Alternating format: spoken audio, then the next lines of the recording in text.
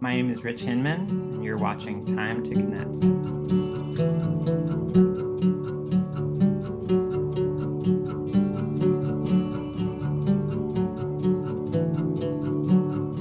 Hey, Rich Hinman, man, thank you so much for taking the time to connect and be with us today.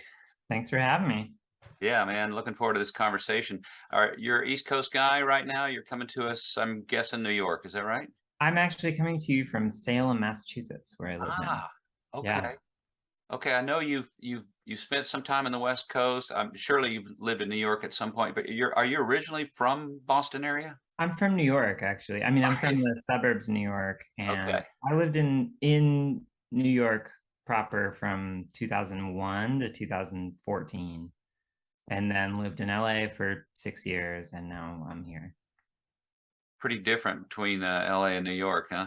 Yes, it really is, and it was a big change, and it was a whole journey. Yeah. But yeah, lived in both places for a while. Yeah, I've been tracking you a little bit, and I think you've been pretty busy lately. Yeah, Maybe like a lot of us, kind of a post-pandemic fury after not being able to gig for so long. There's sort of a rush almost. Have you been pretty busy? I have been, especially the last couple weeks. A lot of it, I mean, it's a little more. I'm really trying to focus on making more music of my own. So there's been more time spent in the last couple months doing that than there had been before the pandemic. I just made a record. I mean, we didn't finish it, but we tracked a record uh, with when I say we, that's my band with uh, Adam Levy, who's another guitar player Hmm. and a rhythm section from New York. And yeah, we Good. made our record a couple weeks ago. We did a little tour, like 3 shows to kind of get ready for that. And then I was in LA this past week working on a record of my own that'll come out probably, it'll probably be like honestly a couple of years before it comes out because I have to work on it so slowly because I don't live there. So Yeah. I just kind of go there, and when I can, I'll work for 2 days or 3 days or something. So it might be a while, but yeah, I'm working on that too. Well, that's good news. I really enjoy your solo stuff. I like I particularly like that versus record with Adam that you've got out. And Yeah. well, let's back up though, if you don't mind. Can you just give us a little potted biography, just some highlights of who is Rich Hinman? Sure. Yeah. Well, okay, sorry. I have to think about this kind of stuff. Oh, it's okay, just high level. Yeah.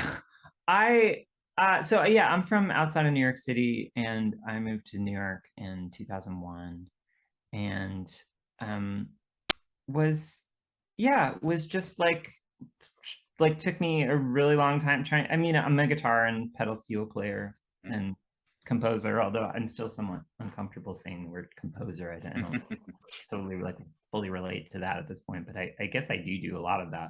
Yeah. And I yeah, and I moved to New York in 2001, and it took, I was really young and really inexperienced, and it took me a really long time to get going.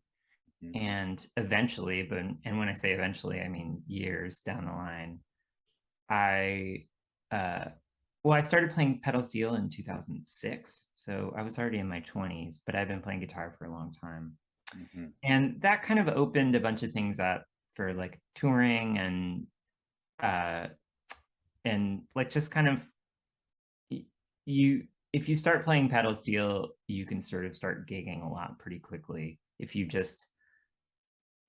you can just even if you can just barely make it, like even if you're just kind of hanging on, you can Mhm. actually Mhm. play gigs pretty soon. So I started playing a lot more, and eventually I started also playing in this band called the Madison Square Gardeners. That was kind of like a Great name. yeah, it's a great name. And the main guy in that band is kind of has become pretty well known. His name is Aaron Lee Tasjan. He's a really good songwriter and guitar player, singer. Uh, so it was like really talented guys that were like my age, which was cool because previously I'd mostly played with like older musicians and just kind of, and this was like a group of people that I really that were like they were like my friends, and they were like Uh, we had a little like community, and I'm still friends with all of them, but we had this band and we would play,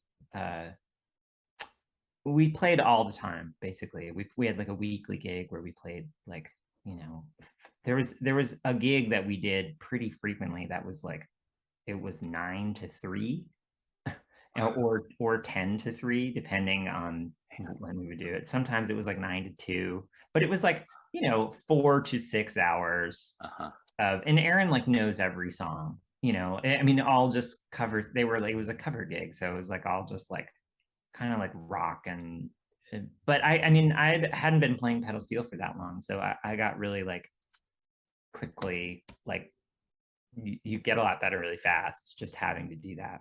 Yeah. So, and I was pretty much just playing steel, some guitar in that too, but more steel. So anyway, I did that for a few years, and through that and through a lot of other stuff, I started playing with some people, and I started playing in Rosanne Cash's band in like 2009 as like a sort of second guitar player. And I started playing, I did a bunch of other things too. I started playing in Sara Bareilles' band in 2013, which I kind of still do, although she hasn't played in a long time, but I did the last real tour that she did, which was 2019. And yeah, and that's kind of it. And then I moved to LA in 2014. And I started playing in this band with Adam Levy, my friend who's the great guitar player. And we played, we basically, it was kind of a bar band in a way, but like just a like, I think like a really good one, but still a bar, in a sense, a bar band. You know, we in the beginning it was like instrumental versions of tunes that we liked, you know, sort of relatively across the. So there was some like jazz stuff, but there was also, you know, songwriter music where we would just play the tune and, you know, have solos or solo sections, or we sort of, you know, there was like, you know, played Ray Charles tunes and country songs and like, and just kind of like which was great because it was kind of whatever we wanted, and it kind of, we tried to like build it around our strengths. And that was with Jay Belrose and Jen Condos, who were like a rhythm section in LA, and our friends, and that was great. And again, kind of through that, I mean, it's funny, like it's always been like these other bands that I've been in that have been like sort of personal projects have ended up being the things that kind of like put me into professional situations. So through that, I started playing, I don't know if directly through that, but somehow through that, I started playing with a bunch of people. I started playing Katie Lang's band in like 2017. Yeah. And played in a bunch of records. And also, again, it was the function of just playing steel and there not being a million steel players and getting called for stuff. So is that one of the things that attracted you to playing pedal steel? I mean, there's a lot of guitar players out there, but as you said, if you can play it at all, there's going to be a gig for you. What attracted you to try to start playing pedal steel? I like loved the sound. I mean, I loved it. And I was trying to play lap steel, I think, which is something that a lot of people, I even have students or people on Instagram or random people asking me that all the time, just about like, okay, well, what if I play lap steel? And it's like, lap steel is like a great instrument, but it is not the same thing, you know. And I basically went to a guy in New York who was like a pedal steel player who played some lap steel, and like to take like a lap steel lesson, and he was kind of like, it sounds like you actually want to play pedal steel. And I was like, and this whatever 2000, almost 16 17 years ago, and he was like well, it sounds like you want to play, you know, pedal steel guitar. Sounds like you don't want to play lap steel.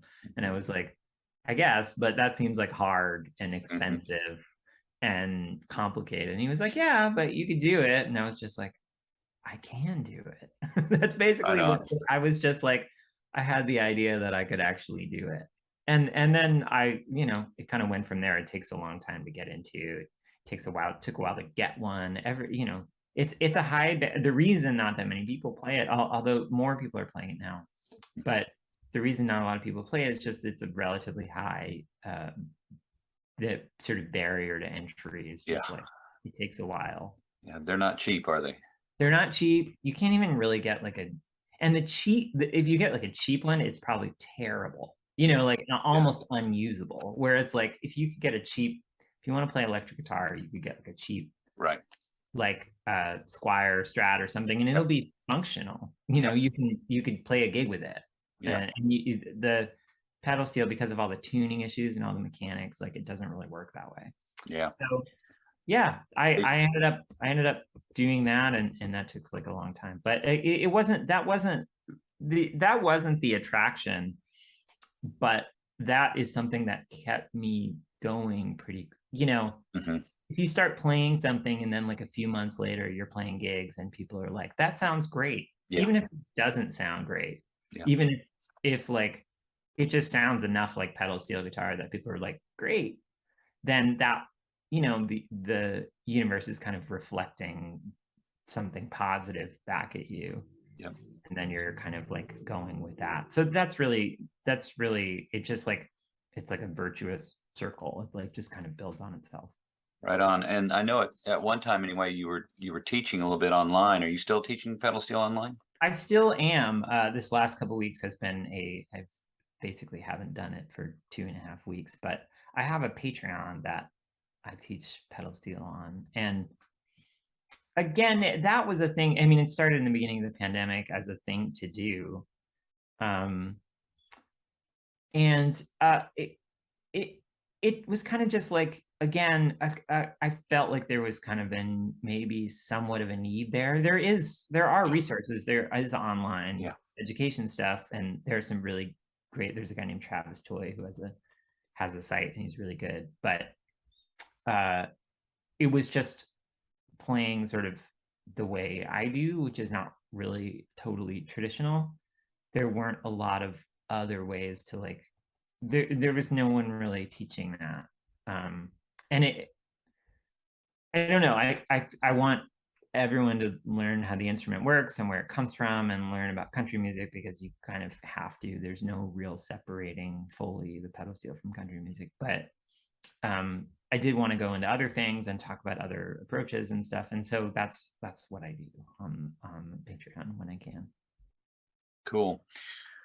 Well, you mentioned a couple of the people you played with. I wrote down a few here: Sara Bareilles, Hiskelton Messenger, Katie Lang, Tanya Tucker, Rosanne Cash, Anaïs Mitchell, Carton Kids, Ben Kweller, Vulfpeck. This is a pretty impressive list. You should be proud. Tell me, the one that I think really interests me the most there, just personally, is Vulfpeck.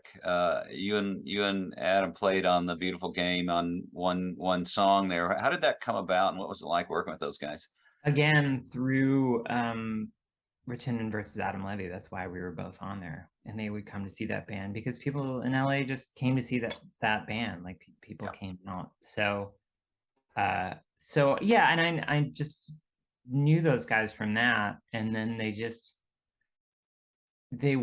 think they wanted to come up with a tune that was like, and this is kind of what they do, they wanted to come up with a tune that was like, felt appropriate for us and what we do. So they wrote this tune called El Chepe, which is basically like a JJ Cale style groove, and that's like a thing that I think we do pretty well. So they just had us come in, and they do everything super fast, which is a cool thing. Like they had us come in to this very small studio and like just all set up our stuff, and here's the tune, here's how it goes, play it, and like that's it. Like you film it. I think that was the second take maybe, and they're like, okay, cool, great. The tune is so simple. It's like it's not like, it's basically one chord and then another section, but like there's kind of just a groove really. But yeah, we just like kind of did our thing and got through it really quick, and it was great. But it's I've done a couple other things for them over the years, and I just did this for Jack from Vulfpeck, made this like kind of solo record in this past year, which I don't think it's out yet, but some tracks are out this track is out is just like he wanted this Bach chorale played on pedal steel. He Wow. didn't, it was a track that like I engineered and played all the stuff, but like it's on his record, which is fine. It's actually like I wouldn't have done it otherwise. So he just had me play this Bach chorale. So I played these like 4 tracks of I played I pitch shifted or used an octave pedal for the bass pedal steel, and then did like the other 3 tracks and just kind of layered them on top. And yeah, and I did that, and it's 40 seconds long, but I did that for Jack recently. So I'm still kind of connected to those guys a little bit, and I've known them for a while. Right on. And you're just off a pretty long tour with playing both with Paula and Cole, as well as you and Adam did some stuff. Are you in an R&R kind of mode right now, coming off those tours, or are you getting ready to go out again? Or I'm trying to catch up, actually, is what I'm trying to do now, because I just got home and I have to. So I do a lot of recording from home, so I have a lot of that to do, and like just tracks for people. And I have to do some Patreon lessons because I haven't done it in a while. I have to send out some LPs because I haven't been home, I haven't been able to do it. So I sometimes I get home after being away for a long time, and I'll get a little like sort of panicky about this, like I just sat to do this interview, sat down at my desk for the first time, and there's like a giant pile of mail, and I'm like, oh geez, okay, like put that aside. Like, it's just it kind of catches up. But it's fine. That's the job. But sometimes it's hard to, I find, sort of like physically and emotionally, it can be hard to kind of like just continuously leave and then kind of re-enter and then leave and then re-enter. Yeah, and it's hard to, I mean, it's nice to have the work. It's nice to be in demand and have the work, and you want to ride that out, but at the same time, you also know you have to take care of yourself, and it's kind of hard to make that call. And I think post-pandemic, like I said, there's kind of a fury that a lot of people just rushed out. They had cabin fever, and they were looking forward to playing out so much and being around friends again, that it's almost, we went too fast. And it's almost like everyone has to slow down a little bit, be a little more patient and take care of yourself. Yeah, for sure. I haven't done anything long. Like I haven't done any like tours that were like whatever, weeks and weeks where I was on a bus or anything. I haven't done that in, still in now almost 3 years, which is a long time. But a lot of back and forth, right? A lot of back and forth. Yeah. And a lot of like, a little flight and then a thing and then another flight. And some of it, a lot of it is self-imposed. At least these last couple of weeks were mostly me. And then I did a Paula Cole gig at the end. But 90% of it was stuff that I essentially doing it to myself, I guess. But also like I'm trying to do more of that because that that feels important. Like I've spent so much time doing, which is I've like loved and has been great, but doing other people's stuff, and like trying to make their music sound good, and I have like pretty consistently put whatever I was doing kind of like on the back burner. So I'm trying to just create a little bit of a better balance of that. Yeah. Well, you have played with a really impressive list of people. One of my questions I like to ask my guests is, who is someone you've not played with that's playing today that you would really like to play with? If you got a call today, you'd be happy about. It's interesting. I tend almost not to think this way because well, for one thing, I sort of like, I worry that I'm like sort of implying that I want to like take people's gigs. and like I really don't. I like really don't. I don't want anyone to get fired, and I would only want someone to call me if it was like we really need someone to do this. I mean, there are people that a lot of people that I really admire that I would love to play with. I mean, I love a friend of mine in Boston is playing with Bonnie Raitt now, and would be amazing. Like, that's amazing. Like, she's amazing. Yeah. And that seems great. Like, that would be incredible. But like, he's doing that and he's great and he should be doing that. So like, that doesn't make sense. Yeah. And then, I mean, sometimes they're also, I've like also just gotten really lucky where I like love a lot of the individual musicians that I've gotten to play with. Like, you know, I do love playing with people that I think are like real masters, you know, and that has been really inspiring. So I would love to play with a few of them, more of those people. You know, I would love to play with Frizzell. I would love to play with who else is around now? Well, I just actually this week interviewed Larry Goldings. I've played with Larry. Yeah, I was going to ask you if you played with him. I think that could be a really cool collaboration, but you have played with him. We did, we did a little bit. We did I was still kind of like formulating this concept and we never totally like followed through, but I wanted to do this organ trio where I played pedal steel. But I also kind of like felt like at the time I wasn't totally ready on the steel to do all that. But we did play together a bit. I played one of his shows. He's amazing. I would love to play with him, work with him again. I just saw him for like a minute in LA the other day, but he's amazing. Yeah, and his humor is great. So tell me a couple of maybe off the wall kind of random questions for you, if you don't mind. Just in 25 words or less, what were you like as a kid? 25 words or less. It doesn't have to be, but I'm just saying.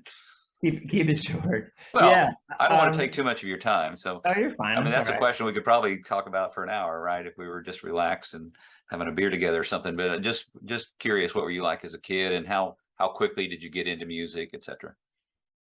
I was very shy and nervous, and I got into music really young. I mean, I don't know how young is really young, but I was probably, I felt like I knew it was, I started playing piano really young. I was like 6, probably, maybe something like that. And I started playing guitar at 9, which is pretty young to start playing guitar. And I think I knew I wanted to play music from a super young, like that was like my idea of myself. You know, when you're not a kid, you're like, I'm going to do this. And then you have this idea of yourself. Like for like a few years, I thought I wanted to like be like a naturalist, like a sort of like scientist who studies animals. Like, I mean, I was a child, so I didn't really know what that is, and I still don't totally know what that is. But like, I was really into animals, and then, you know, by the time I was like maybe 8 or something, or 9, I was like, no, I'm gonna play music. And then I wanted to play guitar, and then I started playing guitar, and I really have like basically just wanted to do that. Never really wanted to do anything else, which I think is like a pretty common story. I think people just like get kind of hooked on this thing, and they have this idea of this sort of vision for their, I mean, it wasn't a vision of like fame and fortune. It was just a vision of being able to play music, like just being able to do it. Any memorable shows that you went to when you were younger that you maybe inspired you, and maybe you, as you were walking out, saying, yes, that is definitely what I want to do? I got to see a lot of there's a very old theater in my hometown, Tarrytown, New York. That's like it's still there, and they still have shows there. It's called the Tarrytown Music Hall. And it's just kind of like an old, I don't know what it was used for. Maybe a silent movie theater. I've never done the research. I'm not sure, but it's like just like an old small theater. And I used to see, like, I used to just be, I took, the people who owned the theater also ran the sort of like local, like where you went and took piano lessons in town, like the local like music school kind of thing. So they were like this old German couple. So I would usher at the theater all the time. Oh, cool. So I got to see Buddy Guy, which was like amazing. Yeah. I mean, I don't have any idea how it sounded. Like I don't have any, but it was like very loud for sure. And like I think it was in the era when he was like playing that polka dot Strat that he played, and like it was, he had like a giant cable, and it wasn't like wireless, like just a really Right. long cable, and he just like went into the audience and like played all through the audience and it ruled. So I saw that, and I saw like Sonny Rollins, which I didn't really understand, but I just like knew it was special. I remember he played, I don't know why I remember this. How did I know this song? He played Someone to Watch Over Me and like played a super long cadenza. Um, and it was, I remember just like knowing it was awesome, and that he had like, again, like not really, I didn't have any like, didn't know anything about jazz, or I didn't know, but I just like, I definitely like felt what was going on there. And my parents took me to see stuff. We saw BB King a couple times, which was incredible. I was really into blues. I was really into like blues guitar players from like pretty, in my like early like 12, 13 kind of thing. So I saw a lot of stuff like that. And then even earlier than that, like my parents took me to see like, which is super nice. They took me to see like, I was really into like hair metal when I was like 9, because that's what, and 10, because that's what was popular. Yeah. So like, and that was just, it was cool because it was like people were playing guitar and they were like jumping around, and there was a lot of like fast guitar playing. It's just like the kind of stuff that would really appeal to like a 9 or 10-year-old. Right. So Right. Yeah. so we saw Whitesnake, and we saw Def Leppard, and we saw my dad took me to see Metallica maybe a couple years later, which was really cool. He wore like a black t-shirt. He just tried to keep it really, keep it really like neutral, Yeah. which Yeah. is kind of sick. But it was great. Like, so I got to see a lot of stuff. There's also a place called the Town Crier that is now, I think, in Beak. There still is a Town Crier, but it's not where it was. But it's in, it was in Pawling, New York, which is a little far north, but not crazy from my parents' house, maybe 45 minutes or something, and maybe an hour. And we used to see a lot of, that's like a folk room. So we would see like Leo Kottke, or like I saw this guy Roy Bookbinder a couple times, who's really awesome. Yes. And then I also went to, I forgot to mention this, I went to like a sort of music camp, like a guitar camp in my teens, that called the National Guitar Workshop, that Adam actually taught at. That's how I met Adam. So I met him when I was like maybe 15, and he was like in his 20s. And I, so yeah, I went to this camp, and so I was around from, maybe 13 for a few years. I was around a lot of like actual professional musicians who really did it, in some capacity or another. And maybe behind the scenes they were like grumbling about the National Guitar Workshop or whatever, but like in the classes, it was just really cool to just see and be up close. I mean, especially like someone like Adam, like just like, oh, that's what it looks like. That's what like a person's hands look like when they like, especially him, actually. He's like, it's amazing just to watch him play like chords, like just simple stuff, and just be like, oh yeah, that's it. That's the thing. It's like pretty magic. And there were other great teachers there too. And there were also like, as I got older, there were like sort of like seminary clinic things where someone would come for 2 days. So I got to meet, Schofields and Jim Hall. Like I was there for like 3 days. I got to like play with Jim Hall. I was like probably 16. Like I wasn't like really good or anything, but you still got to do it. Like, so I got to see a lot of that stuff and just be exposed to it. And I think like, it's a credit to my parents for like encouraging it and finding ways to like put me in, like just taking an interest that I had and like being like, yeah, go do that, go check that out, oh, let's go see this, and like wanting to go. I mean, I remember my dad taking me to Tower Records in New York when I was a kid, and just being like, all right, you can get like a few records, and then spending so long like trying to decide. trying to decide, like being like, okay, do I want like what I wanted? And Yeah. but that was super exciting. Right. Yeah, those days are kind of gone, unfortunately, I'm afraid. But Yeah. being around, watching people like Jim Hall and Sco and those folks, that could have gone a different way. Um, I'll tell a story super quick because I've told it a bunch of times on these episodes that my dad played sax, and he actually had an opportunity to sit in with Louis Armstrong and his band and kind of an after party thing. And he was a teenager at the time and thought he was pretty hot shit. And he actually came away from that and said, "I can't do this. I'm gonna have to find a different career," because he saw that kind of greatness up close and just felt like I don't have that in me. And he Hmm. realized he had been sort of naive to think he was, he was any good at all. Did you have moments of doubt there where you were kind of like, I'd love to do this, but there's no way I'd be a professional musician? Um, Not really, and I don't think it was because I was so great. I think it was just a kind of naivete and Mhm. like, uh, I think if I really like, I knew it was great and I loved it, but I don't think I fully.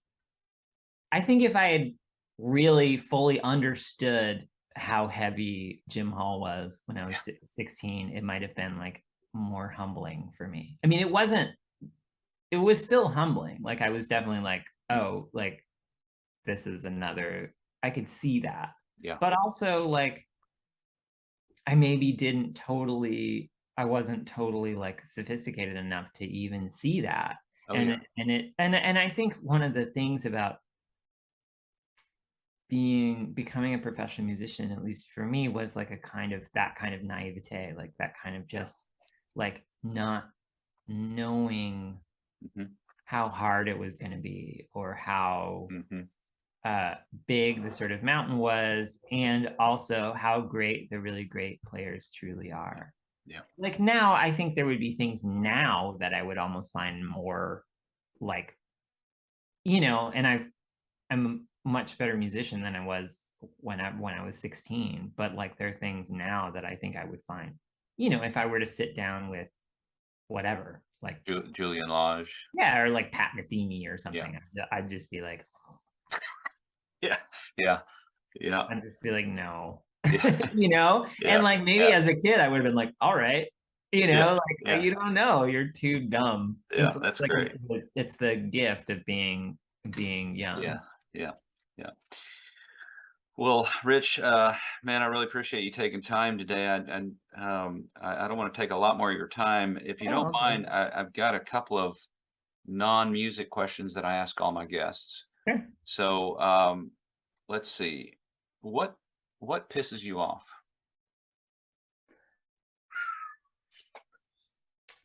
Um,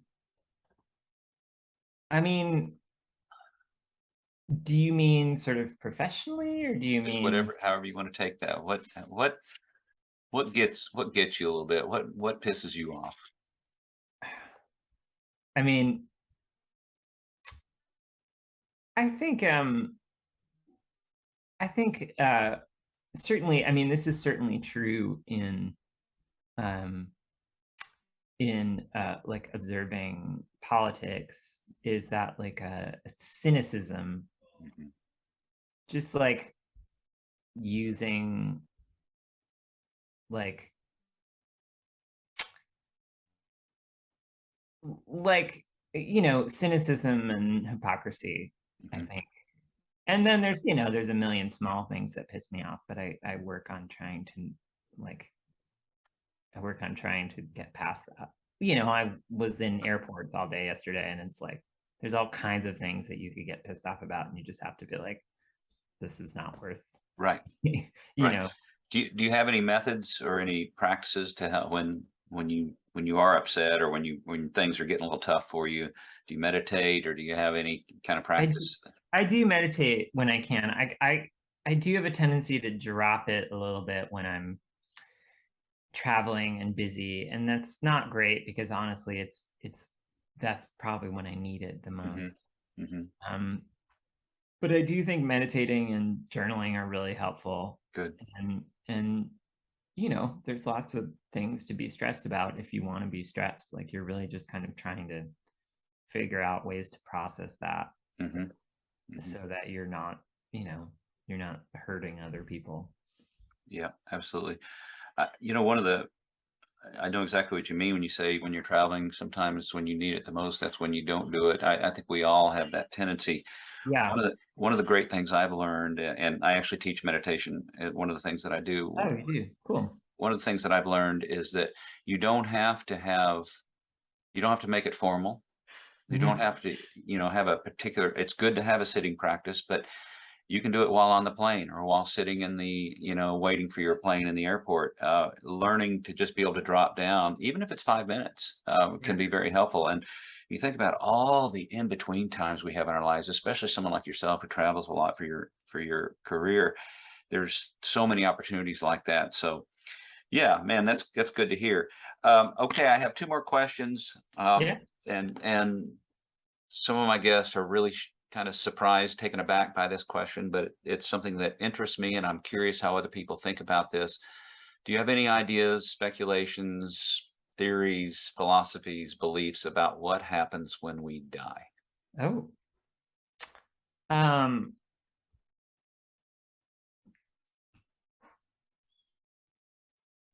I mean, you're pretty young, but I'm sure you've had experienced loss in oh, your life, and yeah, for and sure. you have to face it. I'm not, to be honest, I mean, I'm not going to give you a good answer to this. It's okay. I'm just, I, I don't know. Yeah, And sure. I sometimes feel like speculation on it feels like kind of, maybe it's not pointless, but it just feels like Yeah. very constructed. It just Mhm. feels kind of like Yeah. I am just constructing a worldview to suit the way I see the world. And I can't, I have a tough time with that. I mean, it's what a lot of, and, you know, no shade on anyone who practices, but a lot of formal religion Yeah. feels very constructed just by human beings, Yeah. which is fine. I mean, that's Yeah. maybe what it's for, Mhm. but the kind of like what is going to happen when we die stuff always, you know, the idea of heaven and hell always seem like just a way of for people to organize Yeah. the way they think about the world, you know, what's good and what's bad, and then a way to sort of like legislate what they think is good and what's bad. Whereas like ultimately, I mean, I think, I don't know, I think like trying to be good and trying to do good is sort of like I hope like is a thing that can produce happiness, you know, and Yeah. in the like it's there for you, like in the world now. And then, you know, I'm fine if like my body just like decomposes and like just becomes, you know, like whatever Mhm. fuel for plants and like, you know, if whatever I get like eaten by foxes or something, like that's fine. Like that's, Good album title, by the way, Eaten by yeah. Foxes. But that to me feels like what's, you Yeah. know, just like how it's really supposed to go down. Like I'm Yeah. just, that's what we are really. And like separating it out into this other plane feels kind of pointless. But I don't mean that there's no existence of any spiritual life. I just mean that Sure. there's, I I could never claim to know. Yeah. And it seems to me that one of the keys to having a, you know, a reasonably happy life, especially for people who really have experienced that kind of loss, because you know, it's when you've lost your parents, when you've seen death, when you've been close to it, it's hard not to speculate. It's hard not to really get into that mystery. But I think one of the keys, and it sounds like you are right there, is being okay with not knowing. Yeah. I Yeah. mean, I know that I don't know. Yeah. And I know I'm not gonna figure it out. Yeah. Like he's not Yeah. and not. until it happens, you know, and then maybe not even like, if that's it, then, Then you that's know, it. that's it. Like, Yeah, yeah, so yeah, I'm kind of fine with that. I'm yeah. fine with, Cool. I'm trying to like take advantage of the time I have. Right on. Okay, Rich, last question. When you are dead and gone, what do you hope people say about you? Um, I do hope, I just like want to mostly like have been a really good person, if at all possible. I mean, whatever that means to people, but I know people that I think of as just like, I think that person is a really good person. And I like, and to like have, you know, have, I mean, all feels a little generic, unfortunately, but It's okay. you know, to have like affected people's lives positively. Mhm. And like, as far as like art and music goes, like, um, I hope to do things that like move people and Mhm. affect people, and that they can carry with them, and that make them maybe, I mean, I struggle a lot with the just like, what is the point of doing the thing that I'm doing? But you know, there is music that like just like makes me feel better, Mhm. and I would like to do that as much as I can. And it's one of the reasons why, like, as much as I do really like playing other people's records, and I like getting, you know, I like getting paid and like all the things that go along with that, it would be, um, I think one of the reasons I just want to work on my own music when I can Mhm. is I don't know, maybe this is like an ego thing or something. And now that I say it out loud, I'm not sure. Yeah, but that's Um, okay. It can be both, you know. yeah, but it's just, I want to, you know, I want it to like, I mean, I was laughing about this the other day. I read an interview with Wayne Shorter where he was just like, I want my music to heal the world. And I was like, oh my God. Like, Well, he is I Wayne was, Shorter, but yeah, that's no, pretty I totally. grandiose. And I was like, all right, like, great. Yeah, I don't, yeah, my ambitions aren't that lofty, but yeah, I think if they it would affect people and make people feel better, yeah.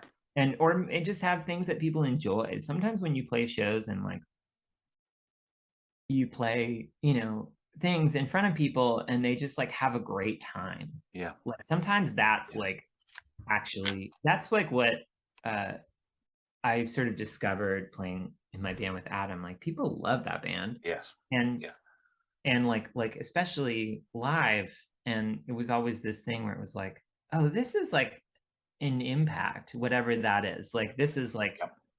just for at least for this night, it feels like these people are having a really good time, Yeah. and it's like everyone's leaving here being like, that was really great and fun, and I like hung out with my friends, or I Hmm. went on a date with someone, or just like I went to a bar by myself and saw a bunch of people I knew, or just like I just sat by myself and listened to this music and it was great.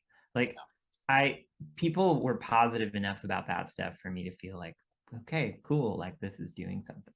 And I Big. don't know, I played with Paula Cole the other night, and there were people, you know, we did a songwriting clinic. I mean, she really did it, but I played at it the next day, and people were like, you know, it was inspiring to them, Yes. you know, with whether like with their songwriting or just like it just made them feel good, and I think that's, you know, that's what we're trying to do. So I would like to do that as much as I can. Yeah. Whether or not I'm like remembered for it, I mean, who knows? You know, they're like, I don't really have any control over that. But when I'm here, I would like to do that. Right on. And you are doing it, man. We didn't get a chance to talk about your records and a lot of things we could have talked about. There's some great YouTube videos out there with you and Adam, giving it that bar band kind of feel that you talked about. And I am really looking forward to seeing you guys. It's, you know, it's hard being down here in 100-degree weather, Texas, even Where in. are you? Are you in Austin? Where are you? I'm in College Station, which is not too far, kind of between Austin and Houston. Okay. I had a career teaching at Texas A&M University and just Okay. retired a couple years ago. But anyway, I am. I'm really looking forward to seeing you guys. I'm going to pay attention, and hopefully I'll be able to get out and see you, because yeah, I think you're absolutely right. You may not be healing the world, but you're really making people feel good with your music. It's beautiful music. Thank you. I really appreciate it. That's why I asked you to talk, because I really enjoy your music. And thank you so much for taking this time to connect today. I wish you all the best. Thanks, John. I appreciate it. Yeah. Take care. Bye-bye. Thank you.